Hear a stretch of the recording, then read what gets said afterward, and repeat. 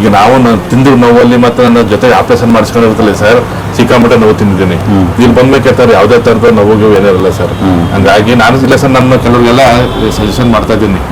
ನಮ್ಗೆ ಗೊತ್ತವ್ರಿಗೆಲ್ಲ ಹಿಂಗೆ ಹೋಗಿ ಥರ ಹಿಂಗೆ ಆಯ್ತದೆ, ನನ್ನ ಮಂಡಿ ನೋವು ಮಂಡಿ ನೋವುಗಳು ಇವರೆಲ್ಲ ಹೇಳ್ತಾ ಇದ್ದೀನಿ. ನಮಗೆ ನಂಬರ್ಗಳನ್ನು ಕೊಟ್ಟಿದ್ದೀನಿ. ಸುಮಾರು ನಮ್ಮ ಮಂಡ್ಯದಲ್ಲಿ ಒಬ್ಬರು ನಮ್ಮ ಸೊಸೈಟಿ ಸೆಕ್ರೆಟರಿ ಅವ್ರಿಗೂ ಕೊಟ್ಟಿದ್ದೀನಿ ನಂಬರ್, ಕಾಂಟ್ಯಾಕ್ಟ್ ಮಾಡಿ ಅಂತ ಅಂದ್ಬಿಟ್ಟು ಹೇಳಿದ್ದೀನಿ ಸರ್. ಹೀಗಾಗಿ ಇಲ್ಲಿ ಬರೋರಿಗೆಲ್ಲ ಒಳ್ಳೇದಾಗಲಿ ಸರ್. ಜೊತೆ ನಮ್ಗೆ ಅಪ್ಪ ನೋಡ್ತಾ ಇರೋ ಸರ್, ನಾವು ಒಂಥರ ಎಲ್ಲೋ ನಿಮ್ಮ ದೇವ್ರ ತರ ನೋಡ್ದಂಗೆ. ಇಲ್ಲ ಸರ್, ಆ ನೋವು ಅಷ್ಟೊಂದು ನಾವು ತಿಂದ್ಬಿಟ್ಟಿದೀನಿ ಸರ್ ನಾವು.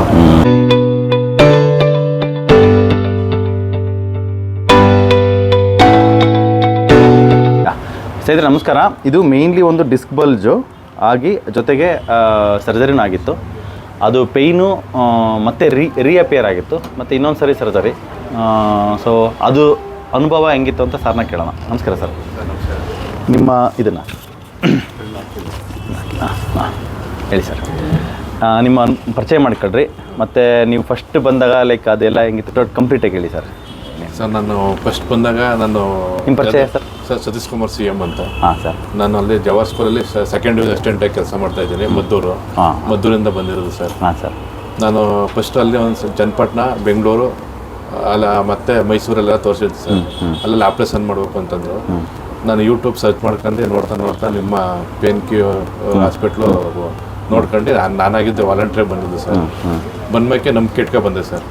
ಬಂದ್ಮೇಲೆ ಒಂದು ಫಸ್ಟ್ ಸರ್ ನಾನು 50% ಆವಾಗ ಕಮ್ಮಿ ಆಯಿತು. ತಿರುಗಿ ಮಧ್ಯಾಹ್ನ ಸ್ವಲ್ಪ ಜಾಸ್ತಿ ಆಗಿತ್ತು. ಈಗ ಒಂದು 75% ಕಮ್ಮಿ ಆಗೈತೆ ಸರ್. ಏನು ತೊಂದರೆ ಏನಿಲ್ಲ, ಒಂದು ಸ್ವಲ್ಪ ನೋವು ಬರ್ತದೆ. ಅದು ಬಿಟ್ರೆ ಬಾಕಿದೆಲ್ಲ ಚೆನ್ನಾಗಿದೆ ಸರ್. ಓಕೆ. ಈ ನೋವು ಎಷ್ಟು ವರ್ಷ ಆಯ್ತು ಬಂದು ನಿಮಗೆ? ಸರ್ ನನಗೆ ಸ್ಟಾರ್ಟಿಂಗಲ್ಲಿ ಸರ್ ನನಗೆ 17 ವರ್ಷ ಆಗಿತ್ತು ನೋವು ಬಂದೆ. 17 ವರ್ಷ ಆಪರೇಷನ್ ಆಗಿತ್ತು ಅವಾಗ. ಹಾಂ. ಅದಾದ್ಮೇಲೆ ಸರ್ ಎಷ್ಟನೇ ಇಸ್ವಿಲ್ ಆಗಿ? ಒಂದು 17 ಅಂತಂದ್ರೆ ಸರ್ 2007-8 2005-7ರಲ್ಲಿ ಸರ್. 7ರಲ್ಲಿ. ಓಕೆ. 2007 ಆಗಿತ್ತು. ಓಕೆ. ಈಗ ಒಂದು 6 ಮಂತಿಂದ ನೋವು ಬಂದಿತ್ತು. 6 ಮಂತ್ ಮತ್ತೆ ಬಂತು. ಓಕೆ. ಮತ್ತೆ ಅದಕ್ಕೆ ಸೊಲ್ಯೂಷನ್ ಸರ್ ಅವರೆಲ್ಲ ಹೊರಗಡೆ ಎಲ್ಲ ಆಪರೇಷನ್ ಮಾಡಲೇಬೇಕು ಅಂದ್ರೆ ಇನ್ನೊಂದು ಸರಿ ಹೊರಗಡೆ ಎಲ್ಲ ನನಗೆ ಆಪರೇಷನ್ ಮಾಡಲೇಬೇಕು, ಇನ್ನೊಂದ್ಸಲ ಆಪರೇಷನ್ ಮಾಡ್ಬೇಕು ಅಂದ್ರು. ಮೈಸೂರಲ್ಲಿ ಕೇಳೋದಕ್ಕೆ ಒಂದು 3 ಲಕ್ಷ ಆಯ್ತದೆ ಅಂದ್ರು ಸರ್. ಹಂಗಾಗಿ ನಾನು ಸ್ವಲ್ಪ ಯೂಟ್ಯೂಬಲ್ಲಿ ಸರ್ಚ್ ಮಾಡಿದಾಗ ನಿಮ್ಮದು ಬಂತು ಸರ್. ಹಾಗಾಗಿ ಪರವಾಗಿಲ್ಲ ಸರ್ ನನಗೆ. ಓಕೆ. ನೋವು ಎಷ್ಟಿತ್ತು ಸರ್ ನಿಮಗೆ? ಲೈಕ್ ಪ್ರಮಾಣ ಯಾವ ಥರ? ನನಗೆ ನೋವು ಅಂತಂದ್ರೆ ವಾಶ್ರೂಮ್ ಹೋಗೋಕ್ಕಾಯ್ತಿರ್ಲಿಲ್ಲ. ಆಮೇಲೆ ಮನ್ಗೋದ್ಮೇಲೆ ಹೇಳೋಕ್ಕಾಯ್ತಿಲ್ಲ ಬಿಡಿ ಸರ್. ಪೂರ್ತಿ ಕಾಲೆತ್ತೋಕ್ಕಾಯ್ತಿರ್ಲಿಲ್ಲ, ಹಿಂಗೆ ಅಳ್ಳಾಡ್ಸೋಕ್ಕಾಯ್ತಿಲ್ಲ, ಏನೋ ಮಾಡೋಕ್ಕಾಯ್ತಿರ್ಲಿಲ್ಲ. ಆ ಥರ ಬೆಡ್ ಬಂದ್ಬಿಟ್ಟಿದೆ ಸರ್ ಮನೇಲಿ. ನಾನು ಊಟನ ಇವರೇ ಮಾಡಿಸ್ಕೊಡ್ತಿದ್ರು. ಸಿಕ್ಕಾಮಟ್ಟೆ ಹಿಂಸೆ ಪಟ್ಟಿದ್ದೀನಿ ಸರ್. ನಂದೇನೋ ಒಂದು ಇದು ಸರ್ ಇವತ್ತೇ ತರುವಂತ ಇದೆ ಸರ್. ನಿಮಗೆ ನಾನೊಂದು ಸನ್ಮಾನ ಮಾಡ್ಬಿಟ್ಟು ಹೋಗ್ಬೇಕಂತ ಫಸ್ಟ್ ಡೇಯಿಂದ ಅನ್ಕೊಂಡಿದ್ದೀನಿ ಸರ್. ನಾವು ನೆನ್ನೆ ಮನೆಯಲ್ಲೆಲ್ಲ ಹೊರಗಡೆ ಹೊರಟೋಗ್ಬಿಟ್ಟಿದೆ. ನೀವು ವಾಸಿ ಆಯ್ತಲ್ಲ, ಅದೇ ನಮಗೆ ಸನ್ಮಾನ. ನೆಕ್ಸ್ಟ್ ಇಲ್ಲ ಸರ್. ಮೇಯ್ನ್ಲಿ ಲೈಕ್ ಒಂದು ಪೇಷಂಟು ಸರ್ ನನಗೆ ವಾಸಿ ಆಯಿತು, ಯಾಕಂದರೆ ನೋವು ಇಟ್ಕೊಂಡು ಇರೋಕ್ಕಾಗಲ್ಲ ಸರ್.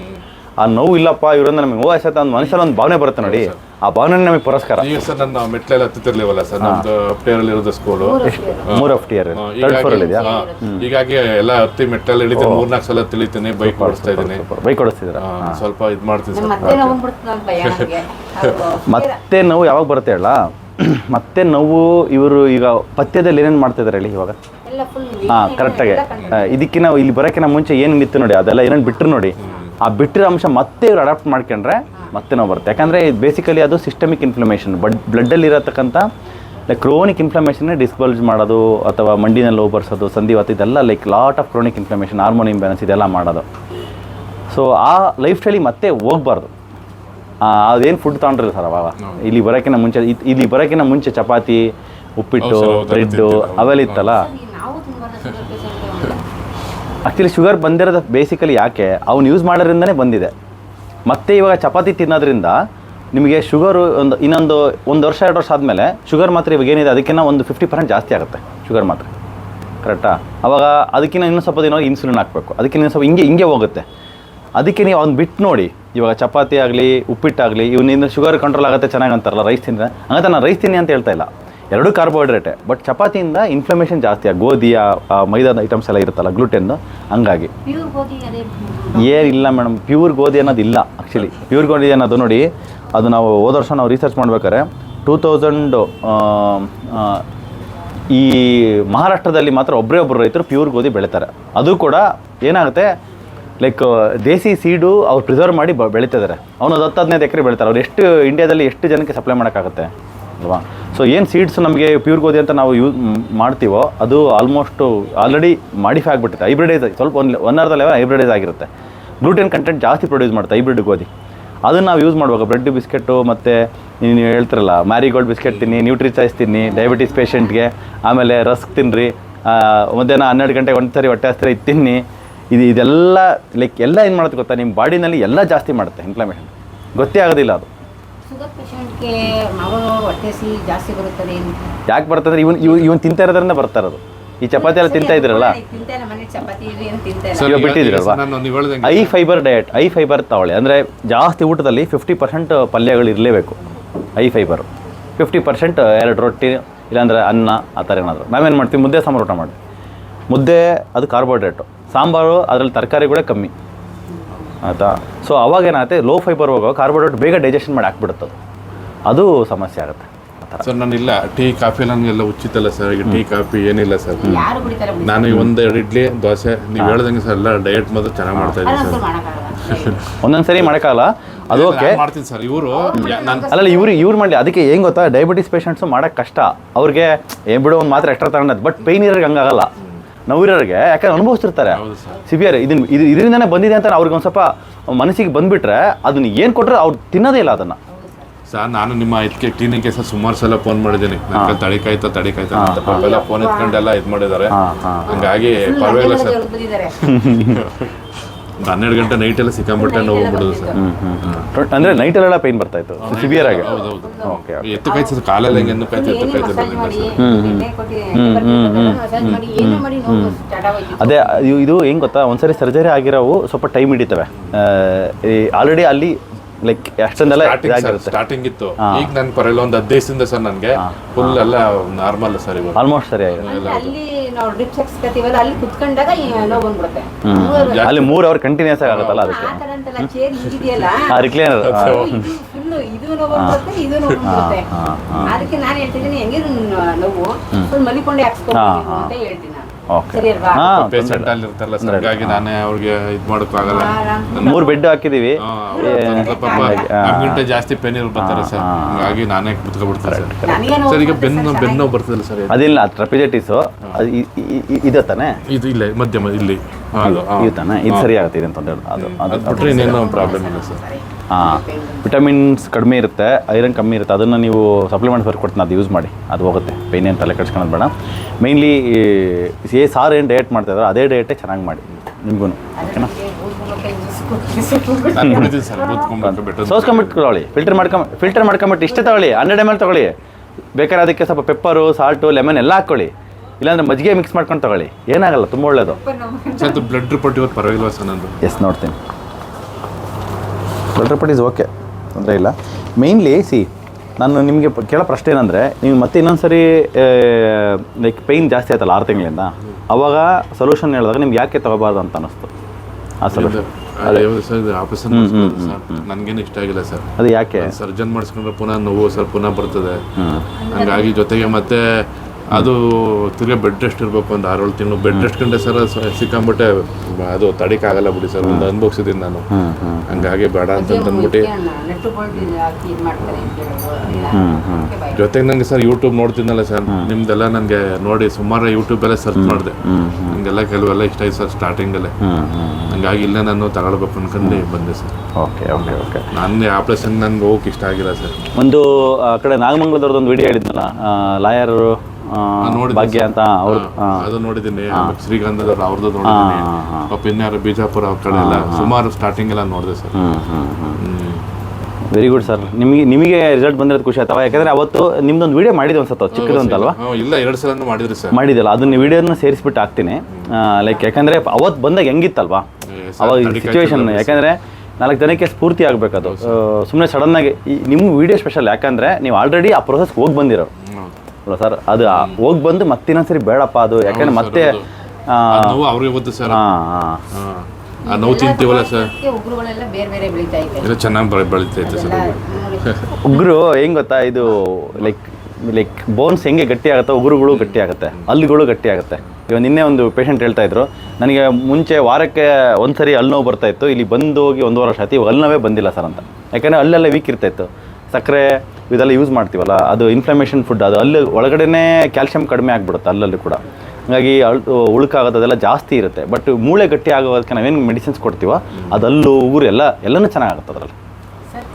ಸಕ್ಕರೆ ಬಿಟ್ಟು ಬೆಲ್ಲ ನೋಡ್ಕೊಬೇಕಾ? ಎಲ್ಲ ಫ್ರಕ್ಟೋಸೆ ನಿಮ್ಗೆ ಹೇಳ್ತಿಂತಾರೆ, ಅವ್ರ ಡಯಟ್ ಹೇಳ್ತೀನಿ. ನಿಮಗೆ ಬೇರೆ ಪೌಡ್ರ್ ಬರ್ಕೊಡ್ತೀನಿ ಆಯಿತಾ, ಆ ಪೌಡ್ರ್ ಯೂಸ್ ಮಾಡಿ, ಎರಿಥ್ರೆಟಾಲ್ ಅಂತ.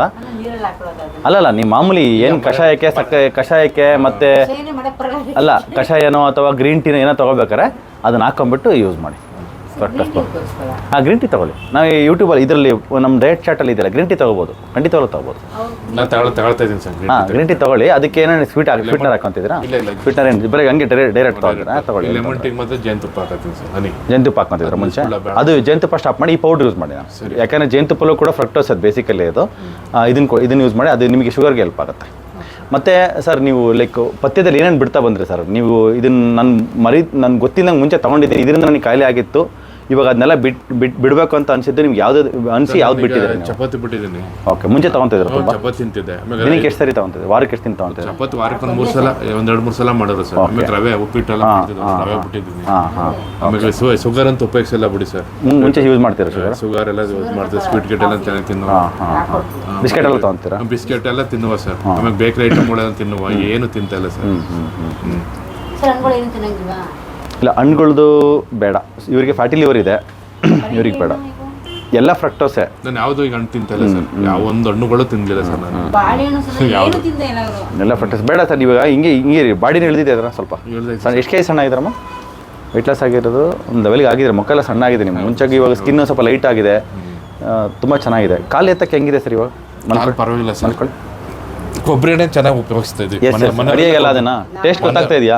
ಚೆನ್ನಾಗಿದೆ. ಹಾಂ, okay, super super super super. ಈ ಕಾಲ್, ಓ ಗ್ರೇಟ್ ಸರ್. ಒಂದು ಮುಂಚೆ ಎಷ್ಟೆತ್ತ ಇದ್ರೆ ಹೇಳಿ? ಮುಂಚೆ ಎತ್ತಕ್ಕೆ ಆಯ್ತಿರ್ಲಿಲ್ಲ ಸರ್. ಹಿಂಗೆ ಎತ್ತಕ್ಕೆ ಆಯ್ತಿರ್ಲಿಲ್ಲ, ಏನೂ ಆಯ್ತಿರ್ಲಿಲ್ಲ. ಆಮೇಲೆ ಹಿಂಗೆ ಅಲ್ಲಾಡ್ಸೋಕೆ ಆಯ್ತಿರ್ಲಿಲ್ಲ. ಆ ಥರ ಸಿಕ್ಕಾಮಟ್ಟೆ ಫೈನ್ ಇತ್ತು ಸರ್. ಜೋರಾಗೈತೆ ಈ ಕಾಲ್? ಫಾಸ್ಟ್ ಆಗೈತೆ? ಓಕೆ, ಈ ಕಡೆ ಕಾಲ್? ಓಕೆ ಓಕೆ, 2 ಕಾಲ್ ಐತೆ?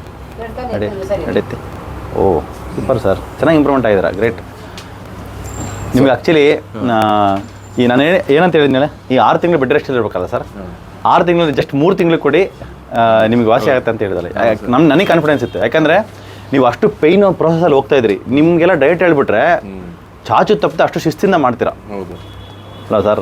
ನಿಮಗೆ ಬೇರೆ ಏನು ಬೇಡಪ್ಪ, ನಾನು ಬೇಕಾದ್ರೆ 1 ವಾರ ಉಪವಾಸ ಇರೋದು ಇದ್ಬಿಡ್ತೀರಿ, ನಾನು ನೋವು ವಾಸಿ ಆಗ್ಬೇಕನ್ನೋ ಥರ ಇರ್ತೀರಾ ಅಲ್ಲ ಸರ್? ಹಂಗಿರೋದ್ರಿಂದ ನನಗೆ ಅವ್ರು ನೋಡಿದ್ರೆ ಕಾನ್ಫಿಡೆನ್ಸ್ ಬಂದ್ಬಿಡುತ್ತೆ, ಇವ್ರಿಗೆ ಪಕ್ಕ ವಾಸಿ ಮಾಡ್ಬೋದು ಅಂತ. ಎಷ್ಟು ಅದರಲ್ಲಿ 50% ಟೈಮ್ ಕೊಡಿ ಸರ್ ಅಂತ. ನೀವು ಫಸ್ಟ್ ಬಂದಿದ್ದು ಏಪ್ರಿಲ್ 22ಕ್ಕೆ ಬಂದಿದ್ದೀರಾ ಫಸ್ಟು. ಇವತ್ತು ಜೂನ್ 22, 2 ತಿಂಗಳು ನಾವು ಟೈಮ್ ಕೊಟ್ಟಿದ್ದು. 3 ತಿಂಗಳು, 2 ತಿಂಗಳಿಗೆ ಆಲ್ಮೋಸ್ಟ್ 75% ಅಂದರೆ ಇನ್ನೊಂದು ತಿಂಗಳಲ್ಲಿ ಆಲ್ಮೋಸ್ಟ್ ಇನ್ನೊಂದು ಫುಲ್ ಹೋಗುತ್ತೆ ಪೈನ್. ಇನ್ನೊಂದು ಆ ಕಡೆಗೆ ಇನ್ನೊಂದು 2 ಮಂತ್ಸ್ ಮಾತ್ರ ಕಂಟಿನ್ಯೂ ಮಾಡ್ಬಿಟ್ಟು ಆಮೇಲೆ ಮಾತ್ರ ಎಲ್ಲ ಡೌನ್ ಮಾಡ್ತಾ ಬರ್ತೀನಿ. ಮಾತ್ರ ಆಗಲೂ ಸರ್ ನೀವು ಮಾತಾಡೋದು ಇದೆಲ್ಲ ಸರ್ ನಮ್ಗೆ ನೋಡಿದ್ರೆ ಸ್ವಲ್ಪ ಎಲ್ಲ ಈ ಥರ ಪೇಷಂಟ್ಗೆಲ್ಲ ಒಳ್ಳೆ ಹೆಲ್ಪ್ ಮಾಡ್ತಾ ಇದ್ದೀರಿ ಸರ್. ಹಂಗಾಗಿ ನಮ್ದೊಂದು ಖುಷಿ ಸರ್. ನೆಕ್ಸ್ಟ್ ಟೈಮ್ ಬಂದಾಗ ನಿಮ್ಗೊಂದು ಸರ್ವನ್ನ ಮಾಡ್ಬಿಟ್ಟು ಇಲ್ಲ, ಇವತ್ತು ತರ್ವನ್ ಮಾಡಿದೆ ಸರ್. ನೆನ್ನೆ ಮನೇಲಿ ಅಮ್ಮ ಫಂಕ್ಷನ್ ಇತ್ತು, ಹಂಗಾಗಿ ನಾನು ಬೆಳಿಗ್ಗೆ 5 ಗಂಟೆಗೆ ಬಂದದ್ದು ಸರ್ ಕಾರಲ್ಲಿ. ನಿಮ್ಮನ್ನ ಇವಾಗ ನಿಮ್ಮ ಸ್ಕೂಲಲ್ಲೆಲ್ಲ ಹೋಗ್ತಿರಲ್ಲ, ಸೊ ಅಲ್ಲಿ ನಿಮ್ಮ ನೋಡಿದಾಗ ಹೆಂಗೆ ಸರ್? ಅವರೆಲ್ಲ ಅನ್ಕೊಂಡ್ಬಿಟ್ಟು ಇದೇನು ಇಷ್ಟೊಂದು ಪೇನ್ ನಾನು ಬಗ್ಬಿಟ್ಟಿದೆ ಸರ್ ನನಗೆ. ಈಗ ಎಲ್ಲ ಅವರೇ ಖುಷಿ ಪಡ್ತಾರೆ. ಸರಬಿಟ್ಟೆ ಮುಂಚೆಗಿಂತ ನೋಡಿ ಇವಾಗ ನೋಡೋದಕ್ಕೂ ಸ್ವಲ್ಪ ಬಾಡಿ ಇದೆ ಇದಾಗಿರುತ್ತೆ, ಚೆನ್ನಾಗಿ ಖುಷಿ ಪಡ್ತಾರೆ. ಹೌದು, ಮತ್ತೆ ಹೆಲ್ತ್ ಕೂಡ ಚೆನ್ನಾಗಿ ಕಾಣ್ತದೆ ಮುಖದಲ್ಲಿ. Face is the index of health. ಮುಖದಲ್ಲಿ ಕಾಣ್ತಿದೆ. Super super. ಹಂಗಲ್ಲ, ತುಪ್ಪನೂ ನಾನು ಯೂಟ್ಯೂಬಲ್ಲಿ ನೋಡಿದ್ರೆ ಸರ್, ತುಪ್ಪ ಎಲ್ಲ ಲೇಟ್ ಆಗುತ್ತೆ. ಯಾಕಂದ್ರೆ ಮುಖದಲ್ಲಿ ಅದು it is not about brightness, ಅದು ಒಂದು ಇರುತ್ತೆ ಸರ್. ಅದು ಒಂದು ಮುಖಚರ್ಯ ಇರುತ್ತಲ್ಲ, ಅದು ಕಂಪ್ಲೀಟ್ ಆಗಿ ಚೇಂಜ್ ಆಗಿಬಿಡುತ್ತೆ. ಒಳಗಡೆ ಹೆಲ್ತ್ ಬಂದ್ಬಿಟ್ರೆ, ಅದು ಇನ್ಫ್ಲಮೇಷನ್ ಎಲ್ಲ ಕಡಿಮೆ ಆಗ್ಬಿಟ್ರೆ ಮುಖ ಇದು ನೋಡ್ತಾರೆ ಸರ್ ಯೂಟ್ಯೂಬಲ್ಲಿ. ನಿಮ್ದೇ ಜಾಸ್ತಿ ನೋಡೋದು ನಾನು. Okay sir. ಕೆಲವೆಲ್ಲ ಚೆನ್ನಾಗಿ ಕೊಡ್ತಾ ಇರ್ತಾರೆ, ಏನೇನು ಮಾಡ್ಬೇಕು, ಹೆಂಗಿರ್ಬೇಕು, ಏನಿರ್ಬೇಕು ಅಂತ ಜಾಸ್ತಿ ನೋಡಿ. ಮೇನ್ಲಿ ನಮ್ಮ ಅಡಿಗೆ ಮನೆ ಚೇಂಜ್ ಆಗಿಬಿಟ್ರೆ 90% ಕಾಯಿಲೆಗಳೇ ಬರಲ್ಲ ಯಾರಿಗೂ. ಆಸ್ಪತ್ರೆಗೆ ದುಡ್ಡು ಹೋಗೋದೇ ಅಡಿಗೆ ಮನೆ ಕೆಟ್ಟಿರೋದ್ರಿಂದ. ಅಡಿಗೆ ಮನೆಗೆ ಮೈದಾ ಹಿಟ್ಟೆ ತರಬಾರ್ದು, ಸಕ್ಕರೆ ತರಬಾರ್ದು, ಗೋಧಿ ತರಬಾರ್ದು. ಗೊತ್ತಾ, ನಮ್ಮ ಮಕ್ಕಳೆಲ್ಲ ಈಗ ಸರ್ ನಮ್ಮ ಮನೇಲಿ ಹಾಲೆ ತತ್ತಾ ಇಲ್ಲ.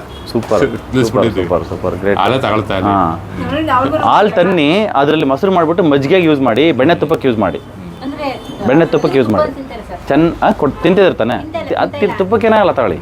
ತುಪ್ಪ ಒಳ್ಳೇದು, ನಿಮಗೆ ಟೇಸ್ಟ್ ಆದ್ರೆ ತಗೊಳ್ಳಿ. ಕೊಬ್ಬರಿ ಯೂಸ್ ಮಾಡ್ತಿದ್ರಲ್ಲ, ಕೊಬ್ಬರಿ ಎಣ್ಣೆನೇ ಬೇಜಾನಾಗುತ್ತೆ. ಕೊಬ್ಬರಿ ಎಣ್ಣೆ ಕೊಬ್ಬರಿ ಎಣ್ಣೆ ಬೇಜಾನಾಗುತ್ತೆ. ಸರ್ ಒಂದು ಟೈಮ್ಗೆ ಹಾಕ್ತೀವಿ ಅಷ್ಟೇನೆ. ಮನೆಯೆಲ್ಲ ಕೊಬ್ಬರಿ ಎಣ್ಣೆ ಸರ್, ಎಲ್ಲ ಮಕ್ಕಳೆಲ್ಲ ಕೊಬ್ಬರಿ ಎಣ್ಣೆ ಕೊಬ್ಬರಿಕಾಯಿ ಸಿಗಲ್ಲ ಸರಿಗೆ. ಇಲ್ಲ ಉಪಯೋಗಿಸ್ತಾ ಇತ್ತು ಕೊಬ್ಬರಿ ಎಣ್ಣೆ ಯೂಸ್ ಮಾಡಿ. ಮತ್ತು ಇನ್ನೊಂದು ಇದು ನಿಮಗೆ ಮೇಯ್ನ್ಲಿ ನಾನು ಕೇಳಬೇಕಾದ ಪ್ರಶ್ನೆ ಬಂದು, ನಿಮಗೆ ಈಗ ಆಲ್ರೆಡಿ ಹಂಗೆ ಇದೆಲ್ಲ ಮಾಡಿಸ್ಕೊಂಡು ಪ್ರೊಸೆಸ್ ಎಲ್ಲ ಮಾಡಿಸ್ಕೊಂಡು ವಾಸಿ ಅದು ಹಾಕ್ಯಂಡೆ ಮತ್ತೆ ನೋವು ಬಂದಿದೆ. ಇದರಲ್ಲಿ ನನಗೆ ನೋವು ವಾಸಿ ಆಗುತ್ತೆ ಅಂತ ಕಾನ್ಫಿಡೆನ್ಸ್ ಇತ್ತಾ ನಿಮಗೆ? ಇತ್ತು ಸರ್. ವಿಶ್ವಾಸ ಇತ್ತಾ? ವಿಶ್ವಾಸ ಇತ್ತು ಸರ್. ಹೆಂಗ್ ಬಂತ ವಿಶ್ವಾಸ? ವಿಶ್ವಾಸ ಅಂದ್ರೆ ಸರ್, ಕೆಲವರೆಲ್ಲ ನಾನು ಯೂಟ್ಯೂಬಲ್ಲಿ ನೋಡಿದ್ನಲ್ಲ ಸರ್, ಆಮೇಲೆ ಜೊತೆ ನಾನು ಬಂದಲ್ಲ ಇಲ್ಲಿ, ನಾನು ಬಂದ ಫಸ್ಟ್ ಡೇನೇ ವಿಶ್ವಾಸ ಬಂತು ಸರ್. ಹೆಂಗ್ ಬಂತು? ನಾನು ಬಂತು ಅಂತ ನಿಮ್ಮ ಒಂಥರ ಟ್ರೀಟ್ಮೆಂಟ್ ಕೊಡೋದು, ಜೊತೆಗೆ ನಿಮ್ಮ ಮಾತು ಕೊಡೋದು ಸರ್. ಒಬ್ಬ ಮಂದಿ ಇದಕ್ಕೆ ನಿಮ್ಮ ಮಾತಿನಿಂದ ಒಂದು ಸ್ವಲ್ಪ ಧೈರ್ಯ ಬಂದಾಗ ಆಯ್ತದೆ. ನಮ್ಗೆ ಕೆಲವು ಸಲ ಹೋದ ತಕ್ಷಣನೇ ಅವರು ಒಬ್ರು, ನಾನು ಡಾಕ್ಟರ್ ಹೆಸರು ಹೇಳ್ಬಾರ್ದು ಸರ್, ಹೋದ ತಕ್ಷಣ ನೋಡಿದ್ರು ನಮ್ಮ ರಿಲೇಷನ್ನೇ ಅವರು ಒಂದು ಸ್ವಲ್ಪ ರೇಗ್ದಾಗ ಮಾತಾಡಿದ್ರು, ನಿಮಗೆ ಇದು ಆಪ್ರೇಷನ್ ಮಾಡ್ಬಿಡ್ಬೇಕು, ಒಂದು ನೆಕ್ಸ್ಟ್ ವಾರ ರೆಡಿ ಮಾಡ್ಕೊಳ್ಳಿ ಅಂತ ಹೇಳಿದ್ರು. ಹಂಗೆ ಹಿಂಗೆ ಅಂತ. ನೀವು ಆ ಥರ ಅಲ್ಲ ಸರ್, ನಗ್ನಗಿತ್ತು ಎಲ್ಲರಿಗೂ ಅಂತ ರೋಗಿಗಳಿಗೆ ವಿಶ್ವಾಸದಲ್ಲಿ, ಪ್ರೀತಿ ವಿಶ್ವಾಸದಲ್ಲಿ ಮಾತಾಡ್ತಾರೆ. ನಮ್ಗೆ ಅದೇ ಒಂದು ಸ್ವಲ್ಪ ಧೈರ್ಯ ಬಂದಾಗೈತೆ ಸರ್. ಆಲ್ರೆಡಿ ನೋವಿಂದ ಬಂದಿರೋರಿಗೆ ಮತ್ತೆ ನೋವು ಕೊಡೋದು ಆ ಥರ ನಮ್ಗೆ ಬಂದಾಗ ಸರ್, ನಮಗೆ ಅಯ್ಯೋ ನಮ್ದೇನೋ ಆಗೋಯ್ತದೇನೋ, ನಮಗೆ ಮುಂದಕ್ಕೇನೋ ಅನ್ನೋದು ನಮಗೆ ಭಯ ಹುಡ್ತದೆ ಸರ್. ಯಾವ ಲೆವೆಲ್ ಭಯ ಆಗತ್ತೆ ಗೊತ್ತಾ? ಇವಾಗ ಆಲ್ರೆಡಿ ಈ ಮತ್ತಿನ 6 ತಿಂಗಳಿಗೆ ಎಲ್ಲ ಲೈಫ್ ಎಲ್ಲ ಆಕ್ಟಿವಿಟೀಸ್ ಮ್ಯೂಟು. ಇವಾಗ ಈ ನಮ್ಮ ಹಾಸ್ಪಿಟ್ಲಿಗೆ ಬಂದ್ಮೇಲಿಂದ ನೀವೇನು ಎಕ್ಸ್ಟ್ರಾ ರಜಾ ಹಾಕಿದ್ದೀರಾ? ನಾವು ರಜಾ ಕೇಳಿದ್ವಾ? ಬೈಕಲ್ಲಿ ಓಡಾಡ್ಬೇಡ ಅಂತ ಏನಾರು ಹೇಳಿದ್ವಾ?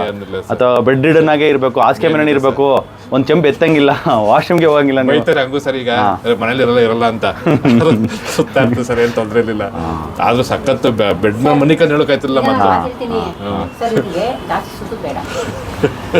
ಯಾಕೆ ನನಗೆ ಭಯ ಮತ್ತೇನು ಬಂದ್ಬಿಡುತ್ತಂತ ಅಲ್ಲ. ಏನು ಗೊತ್ತಾ ಸರ್, ನನಗೆ ಕಾನ್ಫಿಡೆಂಟ್ ಐತೆ ಸರ್, ಹೋಯ್ತೀನಿ ಅನ್ನೋದು ನನಗೆ ಇದೆ. ಕರೆಕ್ಟ್. ಇಲ್ಲ ಹೊರಗಡೆ ಹೋದಾಗ ಬೇಸಿಕಲಿ ನಾವು ಏನು ಗೊತ್ತಾ ಸರ್, ಫ್ರೆಂಡ್ಸ್ ಜೊತೆಗೆಲ್ಲ ಓಡಾಡಿ ಅಂತೆಲ್ಲ ಮಾಡಿ, ಬಟ್ ಅಲ್ಲಿ ಹೋದಾಗ ಈ ಟೀ ಕಾಫಿ ಕುಡಿದಿರ್ತಾರಲ್ಲ, ಮನಸ್ಸು ಯಾಮಾರ್ಬಿಟ್ಟು ಅದನ್ನ ಸರಿ ಅಡಿಕ್ಟ್ ಅದನ್ನ ಮೇನ್ಲಿ ಅವಾಯ್ಡ್ ಮಾಡ್ಕೊಳ್ಳಿ ಅಷ್ಟೇ. ಯಾಕಂದ್ರೆ ಗ್ರೂಪಲ್ಲಿ ಇದ್ದಾಗ ಸೋಷಿಯಲೈಸೇಷನ್ ಮಾಡಿದಾಗ ಟೀ ಕಾಫಿ ಅಂತೂ ಮುಟ್ತಾ ಇಲ್ಲ ಬಿಡಿ ಸರ್. ಹಾಲು ಟೀ ಕಾಫಿ ಅದಂತೂ ನಾನು ಬಿಟ್ಬಿಟ್ರೆ ಗೋಧಿ ಮಾಡಿ ಏನು ಅದರಿಂದ ಏನು ಕೆಟ್ಟಿದ್ದೇನಲ್ಲ, ಒಳ್ಳೇದೇ ಆಗುತ್ತೆ. ಇವ್ ನೋಡಿ, ಈಗ ಹಾಲು ತರ್ತಿಲ್ಲಲ್ಲ ಮನೆಗೆ, ಹಾಲು ತರ್ತಿರಲ್ಲ, ಡೈಲಿ 25 ರೂಪೀಸ್, ತಿಂಗಳಿಗೆ 750 ರೂಪಾಯಿ, ವರ್ಷಕ್ಕೆ ಒಂದು 9,000 ರೂಪಾಯಿ ದುಡ್ಡು. 2,000 ರೂಪಾಯಿ ಇದೆ ಸರ್. ನಾವು 2,000 ಆಗ್ತಿದ್ದ ತಿಂಗಳ ಡೈಲಿ 1 ಲೀಟರ್ ತಗೊಳ್ತಿದ್ದ ಹಾಲು. 1 ಲೀಟ್ರು ಈಗ ಮಂತ್ಲಿ 2,000 ರೂಪಾಯಿ ಉಳ್ಕೊಂಡಾಗ ಆಯ್ತು. ಹೌದೌದು. ಅದೊಂದು. ಮತ್ತೆ ಆಸ್ಪತ್ರೆಗೆ ಖರ್ಚು ಮಾಡೋ ದುಡ್ಡು, ಈ ಫ್ಯೂಚರಲ್ಲಿ ಮತ್ತೆ ಅದು ಫಾರ್ಮಸಿಗೆ ಖರ್ಚು ಮಾಡೋ ದುಡ್ಡು, ಎಲ್ಲನೂ ಸೇವ್ ಆಗ್ತಾ ಹೋಗುತ್ತೆ. ಹೇಳಿದಾರೆ, ಅಡುಗೆ ಮನೆ ಕರೆಕ್ಷನ್ ಆಯಿತು ಅಂದರೆ ಎಲ್ಲನೂ ಸರಿ, ಮನೆಗಿರೋ ಎಲ್ಲರದ್ದು ಆರೋಗ್ಯ ಸರಿ ಆಗುತ್ತೆ. ಅದೊಂಥರ ಸುಖಿ ಕುಟುಂಬ, ಹ್ಯಾಪಿ. ಮತ್ತೆ ಒಬ್ರಿಗೆ ಹುಷಾರಿಲ್ಲ ಅಂದರೆ, ಈಗ ನೀವು ಹುಷಾರಿಲ್ಲ ಸರ್, ನೀವು ಎಷ್ಟು ಟೆನ್ಷನ್ ತೊಗೊಂಡ್ರೆ ಹೇಳಿ ಇವಾಗ ಅಲ್ವಾ? ಈಗ ಇವ್ರಿಗೆ ಪೈನ್ ತಗೊಂಡಿರುವಾಗ ನಿಮಗೆ ಮಾನಸಿಕವಾಗಿ ಎಷ್ಟು ನೋವಾಗ್ತಿತ್ತು. ಅವ್ರ ದೈಹಿಕವಾಗಿರೋ ಪೈನ್ ನೀವು ತಗೊಳಕ್ಕಾಗಲ್ಲ, ಬಟ್ ಮಾನಸಿಕವಾಗಿ ಎಷ್ಟು ನಿಮಗೆ ನಿದ್ದೆ ಬರಲ್ಲ. ಮಗಳೆಲ್ಲ ಊಟ ಮಾಡಿಸೋರು ಸರ್, ಅವರೆಲ್ಲ ಊಟ ಮಾಡಿಸೋದು, ಇವರೆಲ್ಲ ಊಟ ಮಾಡಿಸೋದು. ಅವತ್ತು ಬಂದಿದ್ರಲ್ಲ ಅವರು. ಹೌದು ಸರ್, ನೆಕ್ಸ್ಟ್ ಟೈಮ್ ಕರ್ಕೊಂಡ್ಬರ್ತೀನಿ ಸರ್. ಪಾಪ ಅವಳು ಬರ್ತೀನಿ ಅಂತಿದ್ಲಿ ಇವತ್ತು, ನಾನೇ ಎಸ್ಬಿಟ್ಟು ಬಂದು ನೆಕ್ಸ್ಟ್ ಟೈಮ್ ಕರ್ಕೊಂಡ್ಬಂದು ನಿಮ್ಮ ಇದು ಮಾಡ್ಬಿಟ್ಟು ತುಂಬಾ ಭಯ ಆಗ್ಬಿಟ್ಟಿತ್ತು. ಏನ್ ಈ ತರ ಅಂತಾರಲ್ಲ, ಇದು ಬಂದ್ರೆ ನನಗೆ ಪರವಾಗಿಲ್ಲ. ಇಲ್ಲ, ವಾಶ್ರೂಮ್ ಹೋಗಕ್ಕಾಯ್ತಿಲ್ಲ ಬಿಡಿ ಸರ್, ಆ ಮಟ್ಟಕ್ಕೆ ಆಗ್ಬಿಟ್ಟಿದೆ. ಈಗ ಪರವಾಗಿಲ್ಲ ಸರ್, ಎಲ್ಲ ಒಂದು 75% ಎಲ್ಲ ಓಡಾಡ. ಇನ್ನೂ ಚೆನ್ನಾಗ್ತೀರಾ. ಇನ್ನೂ 1 ಮಂತ್ ಟೈಮ್ ಇದೆ. ನಾವು ತಗೊಂಡಿರೋ ಟೈಮಲ್ಲಿ 2 ತಿಂಗಳು ಆಗಿರೋದು, ಇನ್ನೊಂದು ತಿಂಗಳಿದೆ ಸರ್.